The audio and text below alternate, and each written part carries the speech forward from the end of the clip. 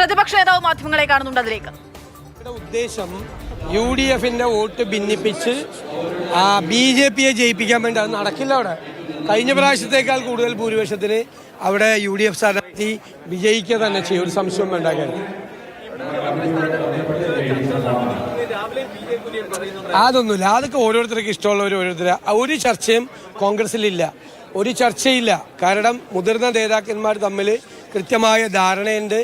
അഖിലേന്ത്യാ കോൺഗ്രസ് കമ്മിറ്റിക്ക് ഒരു പ്രൊസീജിയർ ഉണ്ട്. ആ പ്രൊസീജിയർ അനുസരിച്ച് തെരഞ്ഞെടുപ്പ് കഴിയുമ്പോൾ തെലങ്കാനയിലും കർണാടകത്തിലും ചെയ്തതുപോലെ ഒരു മുഖ്യമന്ത്രിയെ തിരഞ്ഞെടുക്കുക. അതിന്റെ അപ്പുറത്തേക്ക് വേറൊന്നുമില്ല.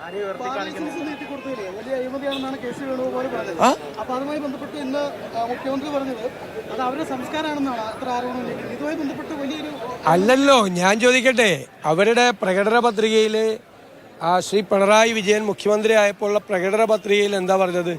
മദ്യത്തിന്റെ ലഭ്യത കുറയ്ക്കും എന്ന് ഉറപ്പ് പറഞ്ഞു. എന്നിട്ട് 29 ബാർ ഉണ്ടായിരുന്ന സ്ഥലത്ത് 1000 ബാറാക്കി കൊടുത്ത ആളാണ് പിണറായി വിജയൻ. ഞങ്ങളെ പഠിപ്പിക്കാൻ വരില്ലേ? അതാണ് ഞങ്ങൾക്ക് പറയാല്ലേ, ഞങ്ങളെ പഠിപ്പിക്കാൻ വരില്ലേ? പ്രകടന പത്രികയിൽ മദ്യത്തിന്റെ ലഭ്യത കുറയ്ക്കും എന്ന് പ്രകടന പത്രികയിൽ 2016 എഴുതി വെച്ചിട്ട് അധികാരത്തിൽ വന്നപ്പോൾ 29 ബാർ ഉണ്ടായിരുന്നത് 1000 ബാറാക്കിയ നേതാവാണ് പിണറായി വിജയൻ. മനസ്സിലായല്ലോ?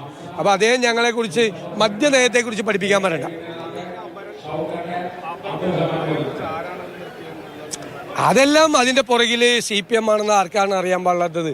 CPM-ഉം BJP എല്ലാവരും കൂടി ഒരുമിച്ച് ചേർന്നിട്ടാണ് അത് ചെയ്തിരിക്കുന്നത്. എനിക്ക് അതിൻ്റെ അത് വിരോധമൊന്നുമില്ല. എനിക്ക് ഇതിനു മുമ്പും ഇതുപോലെ അവർ കൊണ്ടുവന്ന് നിർത്തിയിട്ടുണ്ട്.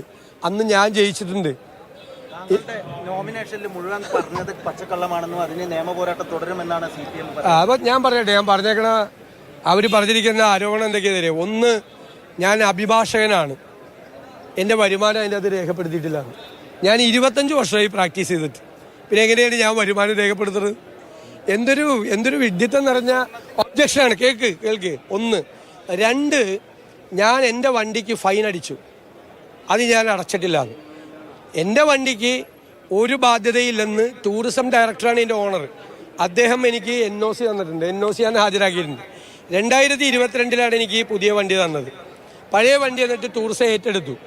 ആ പഴയ വണ്ടി ടൂറിസത്തിൻ്റെ ഇരിക്കുമ്പോൾ 2023 ആ വണ്ടിക്ക് ഫൈൻ അടിച്ചതിന് ഞാൻ എന്തിനാ ഫൈൻ കൊടുക്കണത്?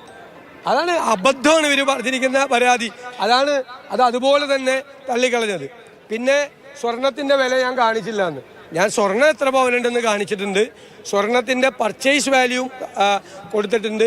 അഡീഷണൽ അഫിഡവിറ്റ് കൊടുത്ത് സ്വർണത്തിൻ്റെ മാർക്കറ്റ് വാല്യൂ കാണിച്ചിട്ടുണ്ട്. അതായത് നോമിനേഷൻ പേപ്പറിൽ നാമനിർദ്ദേശ പത്രികയെ ബന്ധപ്പെട്ടുകൊണ്ട് ഇന്നലെ LDF പരാതിയുമായി രംഗത്തെത്തിയിരുന്നു. കുറച്ചുനേരം പിടിച്ചുവെച്ചതിന് ശേഷമാണ്, മാറ്റിവെച്ചതിന് ശേഷമാണ് പിന്നീട് ആ പത്രിക സ്വീകരിക്കുകയൊക്കെ ചെയ്യുന്നത്. അതിനിടയിൽ മുഖ്യമന്ത്രി ചർച്ചയുമായി ബന്ധപ്പെട്ടുള്ള ചോദ്യം തന്നെയാണ് ഏറ്റവും പ്രധാനം. അവിടെ VD സതീശനും ആ തരത്തിൽ, അതായത് രമേശ് ചെന്നിത്തലയുടെ പേര് പരിഗണിച്ചല്ലോ അല്ലെങ്കിൽ അഭിപ്രായം പറഞ്ഞല്ലോ ഉള്ള ചോദ്യത്തിന് അത് പാർട്ടി തീരുമാനിക്കുമെന്നുള്ളതാണ് പറയുന്നത്. ഏതെങ്കിലും തരത്തിൽ അതിനെ രമേശ് ചെന്നിത്തല മുഖ്യമന്ത്രി ആയാൽ എന്താ, അല്ലെങ്കിൽ ഞങ്ങൾക്ക് ജയിക്കേണ്ടതാണ് ആദ്യം പ്രധാനം എന്നുള്ള തരത്തിലുള്ള മറുപടി ഒന്നും ഉണ്ടാകുന്നില്ല.